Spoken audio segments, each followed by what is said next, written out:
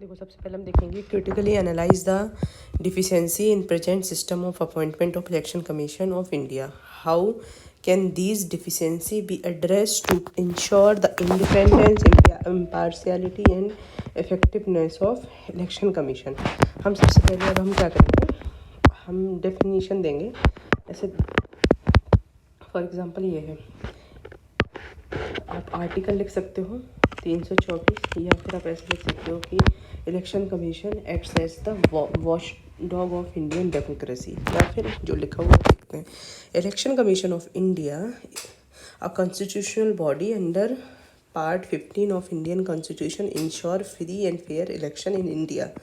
The election commission consists of chief election commissioner and 2 election commissioner, as established by the Election Commissioner Amendment Act of 1989.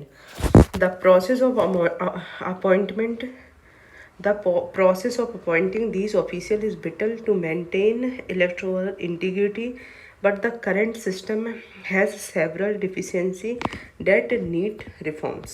अब हम देखते हैं, सबसे पहले देखते हैं कि इलेक्शन कमीशन के फंक्शन क्या हैं. तो पहला है इनका division of constituencies, preparation up to date list of all the valid voters, notified date and schedule of election, declare the election result, fix and limit the electoral expenses and code of conduct, scrutiny of nomination paper, ये भी election commission करता है, settle down dispute referred by the president. ठीक है, अब हम देखते हैं कि अभी करंट इशू क्या चल रहा है अपॉइंटमेंट में. सबसे पहले कि अपॉइंटमेंट के लिए कोई लेजिस्लेटिव फ्रेमवर्क नहीं है, लैक ऑफ लेजिस्लेटिव फ्रेमवर्क.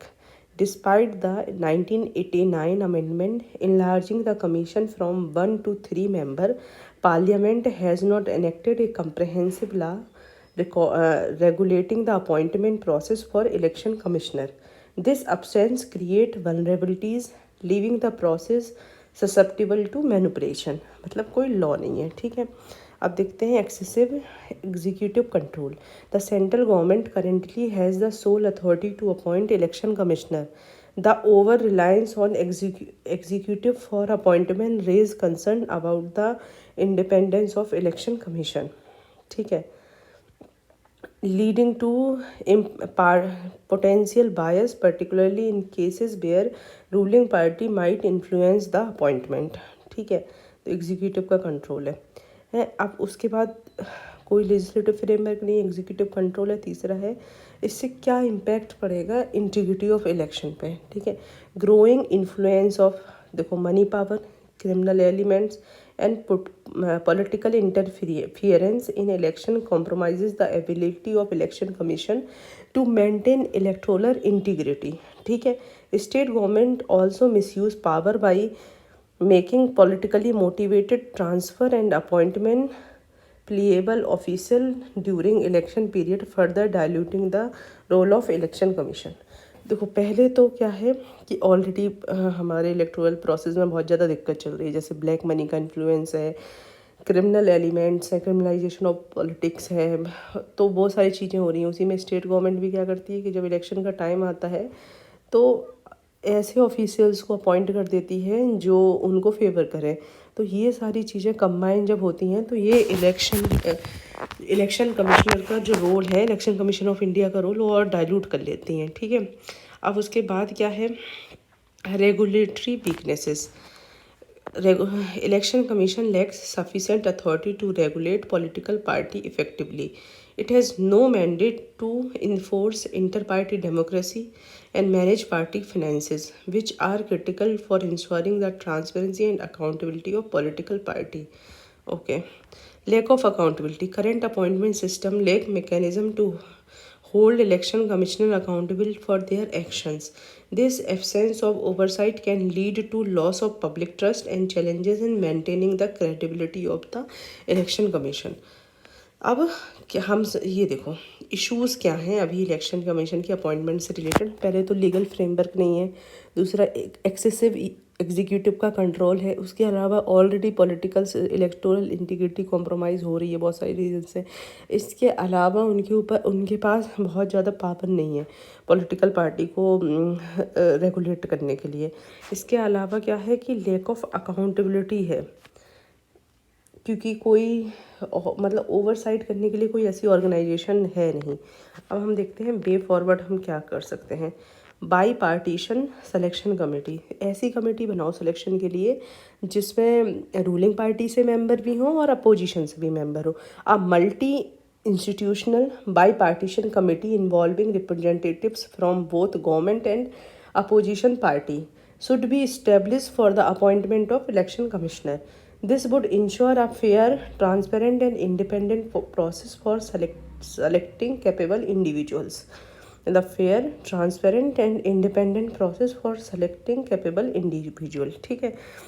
आप क्या है अडॉप्ट अ कोलिजियम सिस्टम। सबसे पहले बाई पार्टीशन कोलिजियम सिस्टम बनाना है। ठीक है। Collegium system similar to one of appointing the Chief Justice of India or and other just high officials should be appointed for the selection of election commissioner. This system would involve Prime Minister, Leader of Opposition, and Justice of India in recommending appointment, ensuring independency and transparency. अब उसके बाद क्या करना है, हमें parliamentary legislation होना चाहिए।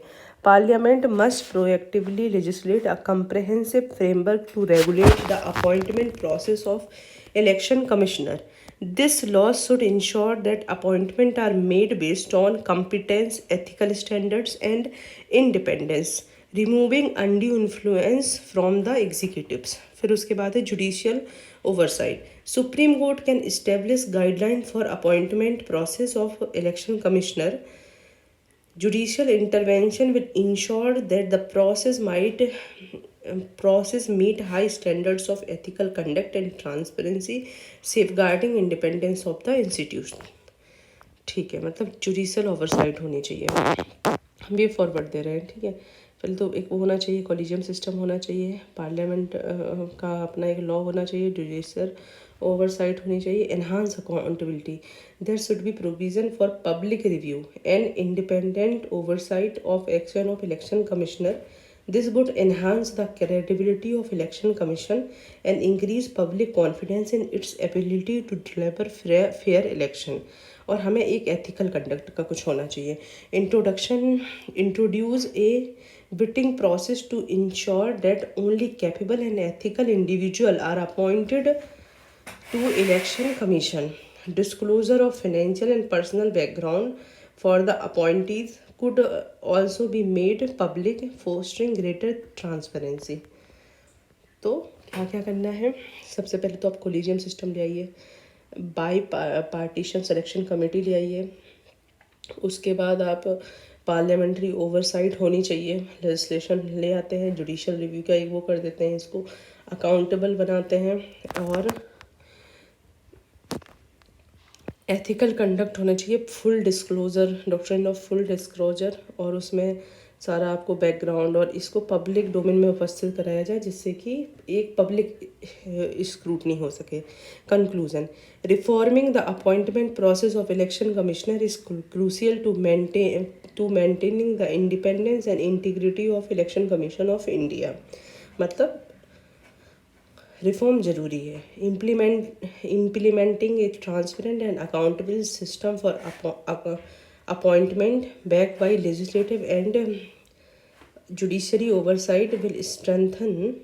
मतलब एक ट्रांसपेरेंट अकाउंटेबल सिस्टम को हमें बनाना है जो कि बैक करेगा, जिसको जुडिशरी और legislative or judicial oversight will strengthen India's electoral framework and restore public trust in election process. ठीक है, अब हम देखते हैं यूएस प्रेसिडेंट इलेक्शन प्रोसेस और इसको हम कंपेयर करेंगे इंडिया से। तो अभी देखो, चूँकि अभी इलेक्शन हुए हैं यूएस में, तो ये एक रिलेवेंट क्वेश्चन है। President of United states is elected through a indirect electoral system known as electoral college rather than a direct popular vote. ठीक है. This system established by US Constitution ensure state-wise representation in electoral process. In contrast, India follow a proportional representation system for electing its president. हम इसमें अब comparison देखेंगे. सबसे पहले देखते हैं कि क्या प्रोसीजर क्या है इलेक्शन का. US presidential election procedure. ठीक है. गवर्निंग प्रोसीजर क्या है. आर्टिकल 2 ऑफ यूएस कॉन्स्टिट्यूशन और इसमें जो 12th अमेंडमेंट है ये दोनों उसको गार्डिंग प्रिंसिपल है. फिर उसके बाद हम आते हैं इलेक्टोरल कॉलेज. तो कितने इलेक्टोरल कॉलेज में कितने इलेक्टर हैं. तो वो है 538. अब 538 में कैसे डिवाइड हुए हैं. एक तो 435 मेंबर हैं हाउस ऑफ रिप्रेजेंटेटिव से, 538 है उसमें से 435 हाउस ऑफ रिप्रेजेंटेटिव से है, 100 सेनेटर्स हैं 2 फ्रॉम ईच यूएस स्टेट, और उसके बाद 3 elector from district of Columbia. तो इसलिए 538 हो गए. Each state number of elector equals its total congressional representative. मतलब कि कितने इलेक्टर होंगे वो होगा कि इसके रिप्रेजेंटेटिव कितने हैं दोनों में. ठीक है. फॉर एग्जांपल जैसे कैलिफोर्निया में 54 इलेक्टर हैं जबकि डेलावेयर हैव ओनली 3 इलेक्टर. ठीक है. अब आते हैं voting process.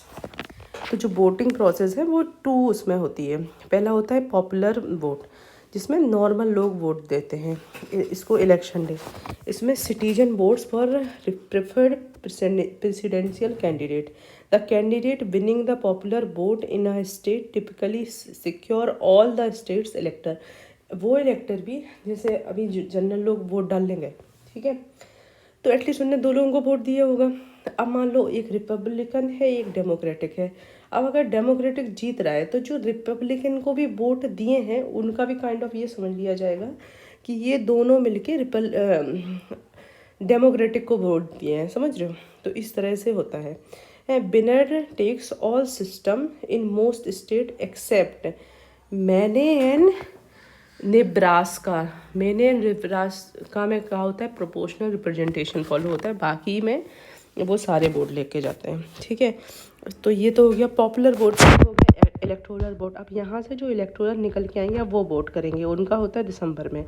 Electoral from each state formally cast their vote for president and vice president.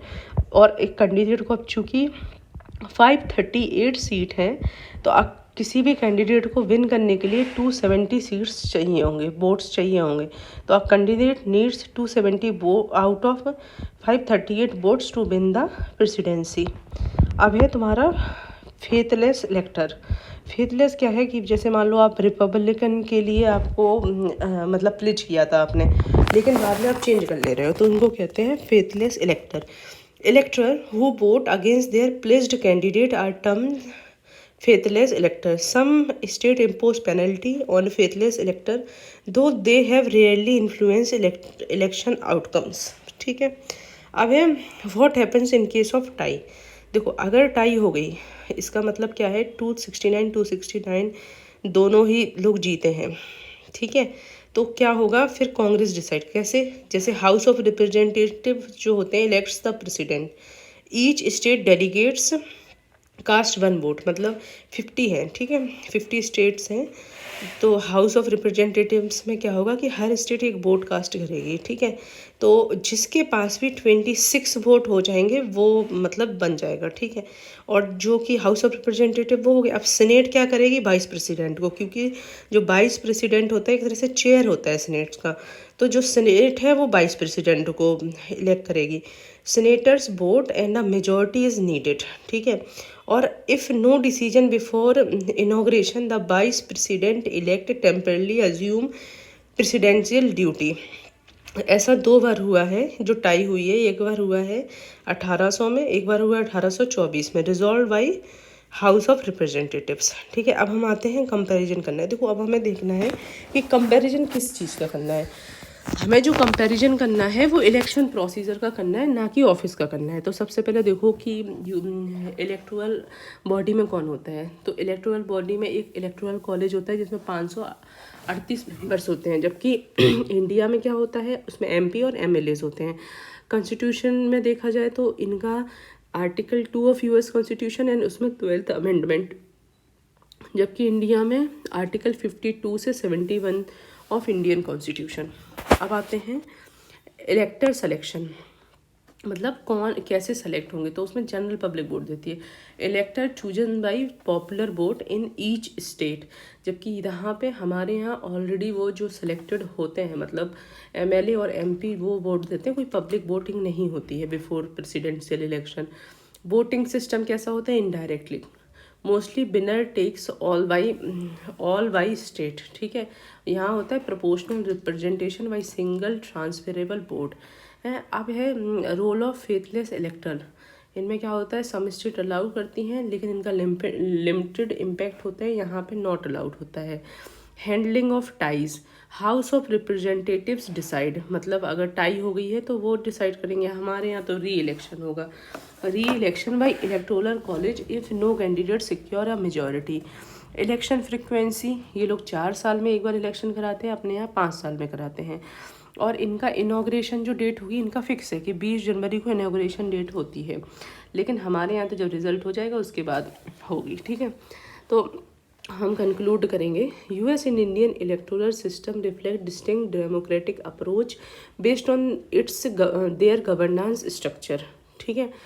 US system balance federalism and state wise representation though it can sometimes diverse from popular vote, ठीक है। मतलब federalism और state wise representation, Indian system ensure proportional representation maintaining a balance between union and state through MP MLA, both model highlight different mechanism of democratic governance while upholding constitutional integrity and federal principle. मतलब हमें यही लिखना है कि जो US में क्या है, फेडरलिज्म को ज़्यादा प्रेफरेंस दी जाती है, जबकि हमारे यहाँ क्या है कि हम दोनों को वोट शेयर तो इक्वली होता है ना, यूनियन और सारे एमएलएज वगैरह का मिला के।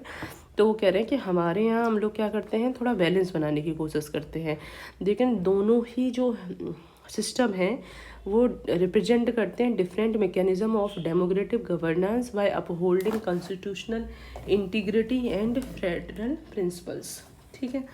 अब आते हैं फिजिकल फेडरलिज्म पे। फिजिकल फेडरलिज्म की कैसे पैसों से रिलेटेड जो चीज़ें हैं। Physical federalism refer to financial relationship between different level of government within a federal system. It involves the division of taxation and public expenditure responsibilities between union and state government to ensure efficient allocation of resources, physical stability and equitable economic development. समझ आया? इसमें क्या होता है, it involves division of taxes and public expenditure responsibilities, taxes भी और expenditure की responsibility को भी ये लोग डिवाइड करते हैं to ensure allocation of resources, physical stability and equitable economic development, ठीक है। अब आते हैं what is physical federalism. Physical federalism is equal to the central government providing grant in aid to state governments, grant in aid money give by federal government to the state government, ठीक है। Primary way the federal government can influence state string attached, ठीक है। देखो की features क्या हैं। सबसे पहला है division of financial power.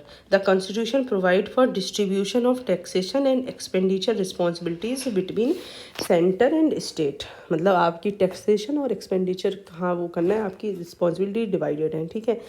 Resource sharing mechanism होती है।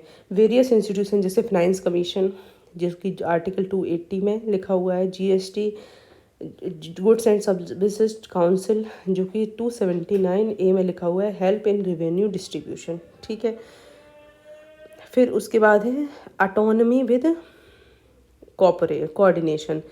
While state have financial autonomy they also depends on centre for devolution of fund, ठीक है, मतलब फीचर्स है ये, ठीक है। Grant in aid, the central provide grants to state to address physical imbalances and ensure equitable development. Borrowing power, both center and state have borrowing power, but state needs center approval for external borrowing. अब आते हैं हम constitutional provisions पे। Constitutional provisions में है सबसे पहले article 268 to 293 specifies taxation powers and revenue sharing mechanism between union and state. Finance commission article 280 determine tax devolution and grants to the state. ठीक है, तो फीचर्स में तो हम लिखेंगे ना कि डिवीजन, पावर डिवीजन होता है, फंक्शन डिवीजन होता है, हम कोई एक रिसोर्स शेयरिंग मैकेनिज्म को वो करते हैं, इधर हम ऑटोनॉमी और कॉपरेशन दोनों को प्रमोट कर रहे हैं, ग्रांट एंड एड हो रहा है और बोरोइंग पावर भी दी हुई है।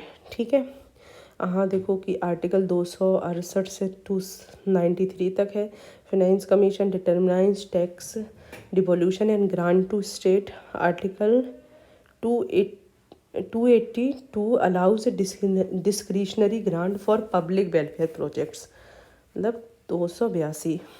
ठीक है, इसमें सब सेंट्रली स्पॉन्सर्ड स्कीम वगैरह होती हैं। ठीक है, 275 provide for statutory grants to states needing financial assistance. अब हम आते हैं गुड्स एंड सर्विसेज टैक्स, जो कि 101 अमेंडमेंट एक्ट है 2016 में जो आया था, क्रिएटेड है unified tax structure and GST council for sharing revenue sharing. अभी चैलेंजेस क्या आ रहे हैं? सबसे पहले vertical and horizontal imbalances.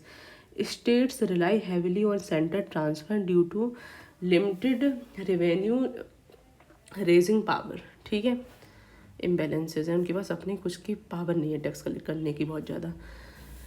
Decline state autonomy, increasing centralisation of financial matters, reduce its state government financial autonomy. ठीक है, क्योंकि जैसे मान लो सेंट्रली स्पॉन्सर्ड स्कीम है या फिर अभी फाइनेंस कमीशन कह रहा है कि टाइट ग्रांट्स देगा, तो ये सारी चीज़ें।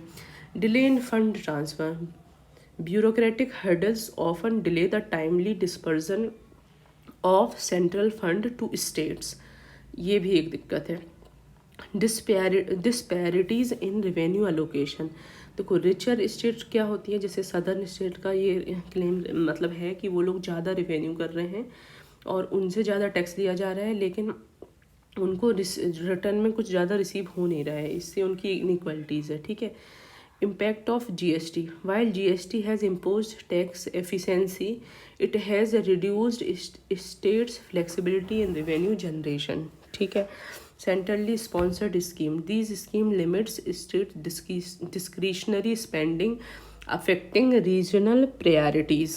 recent development क्या है? अभी देखो चैलेंजेस वही है, उनके पास अपने टैक्सेस नहीं है, फाइनेंशियल ऑटोनॉमी कम हो रही है, उसके अलावा सेंट्रली स्पॉन्सर्ड स्कीम आप ला रहे हो, सेस और सरचार्ज वाला भी एक पॉइंट हम लिखेंगे, जीएसटी कंपनसेशन नहीं मिल रहा है, और एक तरह से डिवाइड है, रिसोर्स अलोकेशन में इनइक्वालिटीज़ आ रही है, ट्रांसफ़र हो रहा है में मतलब दिक्कत आ रही है। ठीक है, अभी देखते हैं रिसेंट डेवलपमेंट। 15 फाइनेंस कमीशन जो है, जो कि 2021 से 2026 तक उसके रिकमेंडेशन इम्प्लीमेंट होंगे, उसने रिकमेंड किया है 41% devolution of taxes to states and special grants for revenue deficit states. DST compensation, GST compensation regime ended in June 2022, creating revenue concern for state. NITI Aayog रोग it promote cooperative federalism but lacks financial devolution power, increased borrowing limit, post pandemic the central relaxed borrowing norms for state under FRPM act. ठीक है, way forward देखते हैं। Strengthening state financial autonomy, हमें उनको थोड़ा power देनी चाहिए। States should have greater flexibility in revenue generation and expenditure planning, timely release of fund, avoid delay in tax devolution and grant to enhance physical stability, balanced revenue sharing, ensure equitable distribution of resources addressing regional disparities, strengthening GST mechanism, address GST compensation concern and ensure smooth revenue flow, enhance state borrowing capabilities, reforms in fiscal discipline mechanism to allow state greater financial independence, Cooperative federalism, strengthening center-state cooperation through institutions like GST Council, Finance Commission. Conclusion: fiscal federalism is crucial for India's economic stability and equitable development. Strengthening state autonomy, timely resource allocation, and cooperative fiscal mechanism are essential for achieving true financial federalism. A balanced approach is needed to ensure both national unity and regional economic growth.